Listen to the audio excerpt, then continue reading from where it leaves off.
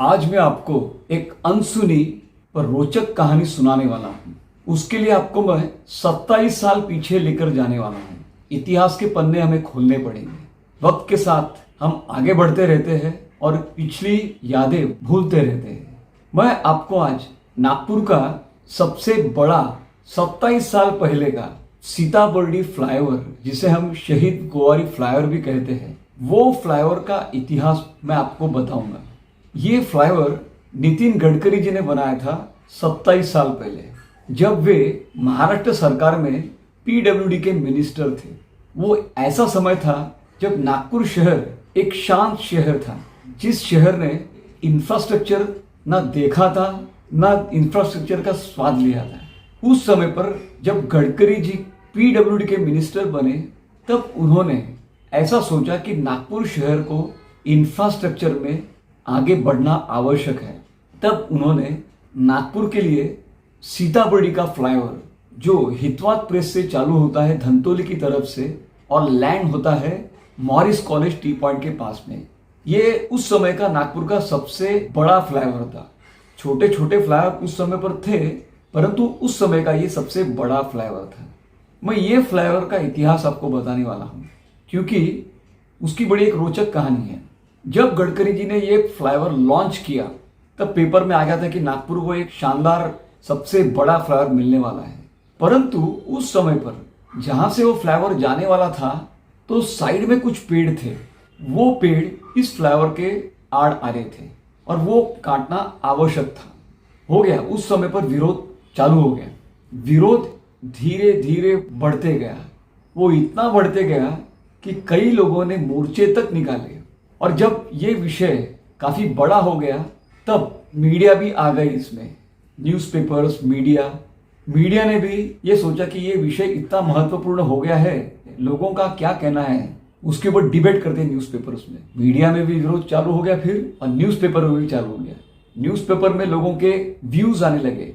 काफी व्यूज विरोध में थे, क्योंकि वो पेड़ कटने वाले थे। उस समय पर मैं बहुत छोटा था। उस समय पर मैंने भी अपने व्यूज दिए थे न्यूज़पेपर में। स्वाभाविक है, मैंने सपोर्ट में व्यूज डाले थे। ये फ्लाईओवर होना चाहिए, ऐसा मुझे उस समय पर लगता था, 1997 में, इतने साल पहले। परंतु पेड़ कटने वाले हैं कुछ, उसके कारण विरोध बहुत ज्यादा हो रहा था। सपोर्ट में कम थे, विरोध बहुत ज्यादा हो रहा था। और गडकरी जी ने उस समय पर बताया था कि जितने पेड़ कटेंगे उससे कई गुना पेड़ हम लगाएंगे और उसको हम देखेंगे कि वो सर्वाइव करते कि नहीं। मुझे अभी भी याद है, उन्होंने प्रॉमिस किया था। फिर क्या हुआ? अब गडकरी जी किसी की सुनने वाले तो है नहीं, क्योंकि उन्होंने सोच लिया कि मुझे ये प्रोजेक्ट करना है, मतलब करना है, चाहे कुछ भी हो जाए। क्योंकि ऐसा उन्होंने सोचा था कि ये फ्लाईओवर नागपुर की बढ़ती जनसंख्या के लिए, ये फ्लाईओवर नागपुर के लिए बहुत आवश्यक था। आज यही फ्लाईओवर के ऊपर से आप देखेंगे सैकड़ों नहीं साहब, हजारों लोग दक्षिण नागपुर से उत्तर नागपुर की तरफ निकल जाते हैं। ये वही फ्लाईओवर है। जो लोग उस समय पर विरोध करते थे इस फ्लाईओवर का, कितनी बार ये फ्लाईओवर के ऊपर से गाड़ी से गए होंगे। 5 मिनट में आप ये अंतर एक जगह से दूसरी जगह आप जा सकते हैं। इतना शानदार फ्लाईओवर ये आज भी है और कई लोग इसका इस्तेमाल करते हैं। परंतु उस समय पर इतना विरोध होने के बावजूद गडकरी जी ने ये प्रोजेक्ट कंप्लीट किया ही। मैं आपको एक छोटा सा मजेदार किस्सा बताऊंगा। नागपुर मेट्रो का अलाइनमेंट उस फ्लाईओवर के ऊपर से जाता है, जो ऑटोमोटिव स्क्वायर से सीताबर्डी की तरफ जाता है। वहां से फ्लाईओवर के ऊपर से मेट्रो जाती है। जब वो मेट्रो का पिलर उस पर से जाने वाला था, तो ये फ्लाईओवर बंद करना पड़ा था 1 हफ्ते के लिए। तब इतना ट्रैफिक हो गया नीचे में कि आपको क्या बताऊं, ट्रैफिक जैम। मतलब आप सोचिए, यदि ये फ्लाईओवर नहीं होता तो ये जो ट्रैफिक जो ऊपर से जा रहा है वो आज नीचे से जाता, और नीचे से यदि जाता तो बीच में आता है झांसी रानी चौक, वैरायटी चौक। ये बहुत बिजी रोड है। यहां से ट्रैफिक की क्या हालत होती यदि ये फ्लाईओवर नहीं रहता। 7 दिन में नागपुर के लोगों को पता चल गया कि ये फ्लाईओवर का महत्व कितना है। इसका मतलब ये है, कुछ डिसीजन ऐसे रहते हैं इंफ्रास्ट्रक्चर के, जो उस समय पर लेने ही पड़ते हैं। तो अगले 50 साल 100 साल के बाद में हमको पता चलता है कि हाँ, उस समय जो डिसीजन लिया था वो बिल्कुल सही था। ये वैसा ही है जैसे हम एक घर लेते हैं। आज भी कुछ लोग आपको दिखेंगे जो हमको बताते हैं कि ये जो घर है, इतना बड़ा बंगला, ये मैंने केवल 10,000 को लिया था। 10,000 रुपए को। आज उसकी कीमत हो गई है 1 करोड़। भाई मेरे, लेकिन उस समय पर आपने घर बनाया था, इसीलिए आज आपको मजा आ रहा है और 1 करोड़ उसकी वैल्यू हो गई है। लेकिन वो जो डिसीजन था वो आपने 20 साल 25 साल पहले लिया था, तब जाके आज आपको उसका फायदा मिल रहा है, प्रॉपर्टी का, घर का।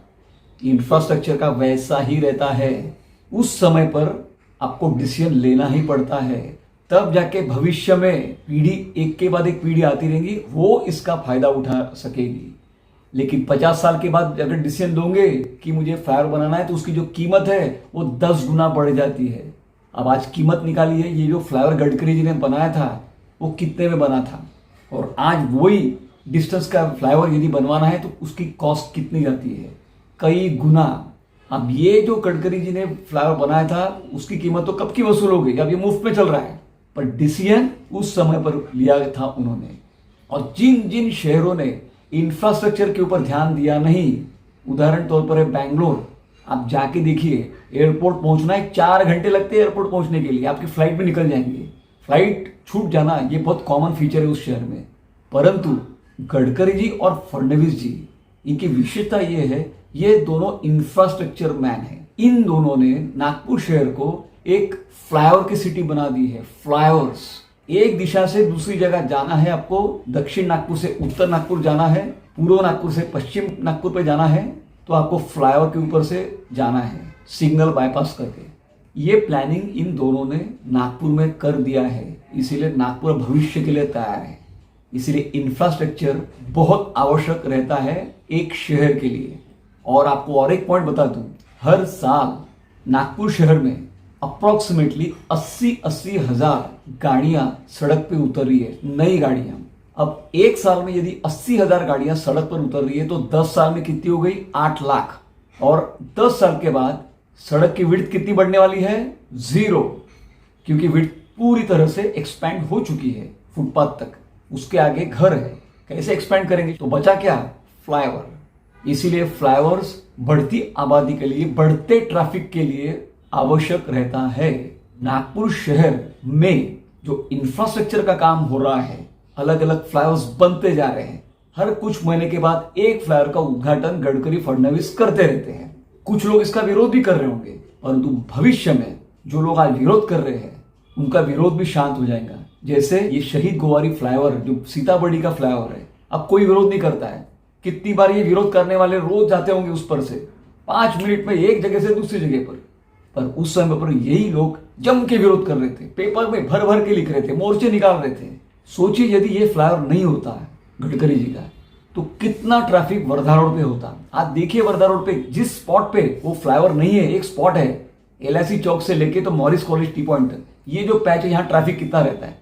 मॉरिस कॉलेज चौक आप जब क्रॉस करते हैं टुवर्ड्स धंतोली, तो ट्रैफिक झट से कम हो जाता है, क्योंकि आधा ट्रैफिक निकल जाता है फ्लाईओवर के ऊपर से दक्षिण नागपुर के लिए, और आधा निकल जाता है सीताबर्डी और धंतोली और बाकी जगहों के लिए, तो वहां पर ट्रैफिक कम हो जाता है। पर उस जगह तक जहां फ्लाईओवर का पैच नहीं है, वहां कितना ट्रैफिक रहता है। इसीलिए metro, flyover, ring road, road widening, ये सब चीजें एक बढ़ते शहर के लिए, बढ़ती आबादी के लिए, बढ़ते ट्रैफिक के लिए बहुत आवश्यक है। इंफ्रास्ट्रक्चर के साथ में एनवायरमेंट भी आवश्यक है, परंतु दोनों चीजें आवश्यक है, ऐसा मैं कहता हूं। एक्सट्रीमिटी कोई चीज की नहीं होनी चाहिए। पेड़ बहुत जरूरी है, पेड़ लगाने ही चाहिए। यदि किसी कारणवश कुछ पेड़ काटने पड़ते हैं तो उसके 10 गुना पेड़ लगा दो और ये देखो कि वो जिंदा रहते कि नहीं, ये आवश्यक है। तो coming back to the point, ये जो इतिहास है शहीद गोवारी फ्लाईओवर का, जो आपको मैंने अभी बताया, आपको कैसा लगा मुझे फीडबैक में लिख के भेजिए, शेयर कीजिए वीडियो को। ये इतिहास कई लोगों को पता चल जाएगा, 27 साल पहले का इतिहास। चैनल को सब्सक्राइब कीजिए, देखते रहिए। धन्यवाद।